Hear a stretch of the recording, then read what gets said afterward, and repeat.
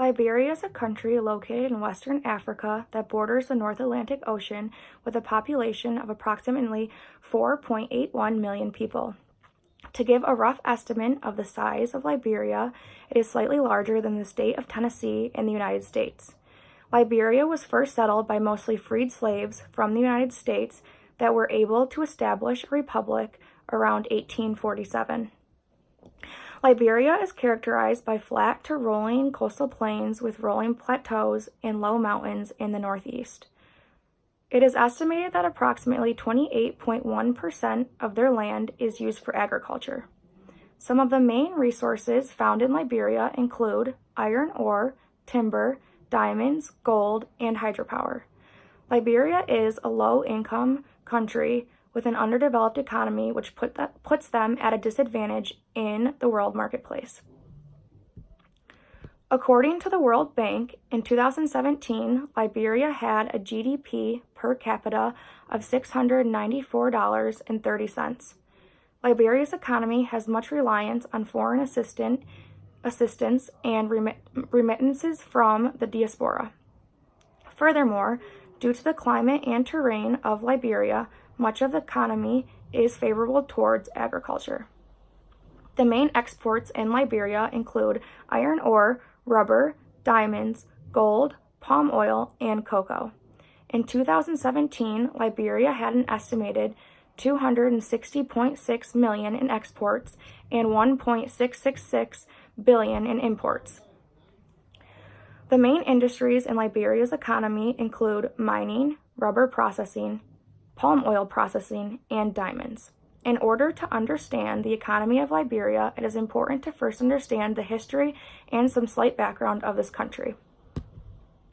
The civil wars that have plagued Liberia from the 1900s to early 2000s has had a significant impact on their economy.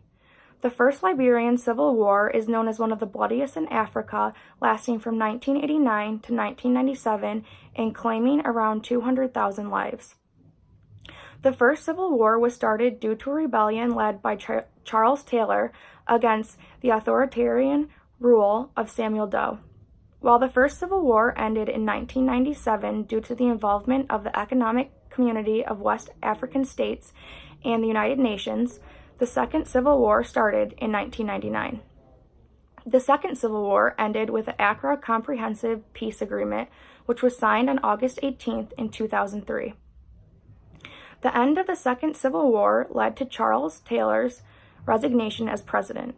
The civil wars that Liberia endured severely damaged their economy and left much of the country in ruins. For example, much of the infrastructure around the capital of Liberia, Monrovia, was destroyed during these wars.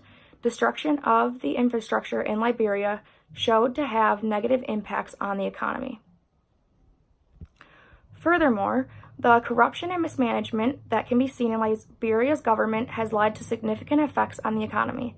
When a country has a corrupt government, there is less opportunity for the economy to grow, as the government does not provide equal opportunities of growth to everyone. It is seen in many corrupt governments that the government favors and protects more powerful people within a society, leaving the poor citizens to fend for themselves. However, in 2006, Liberia introduced a democratically elected government, which proved to have some positive impacts on the Liberian economy. The newly instituted government led to businesses that had left the country to return, and the economy saw a high rate of growth. While the economy of Liberia did begin to grow with the installation of the democratically elected government, the Ebola epidemic in 2014 halted this growth and led to a decline in the economy. The Ebola epidemic discouraged businesses from participating in trade in Liberia and also encouraged foreign companies to leave the country. Furthermore, the Ebola epidemic negatively impacted the economy as the government had to invest a lot of resources and money into combating the virus. With a majority of government funds going into combating the virus, there was less money that could be invested into Liberian companies. The epidemic was seen to impact the economy as it led to lower prices for the goods and services produced in Liberia. As a result of these decreased prices, the economy was not able to grow and expand.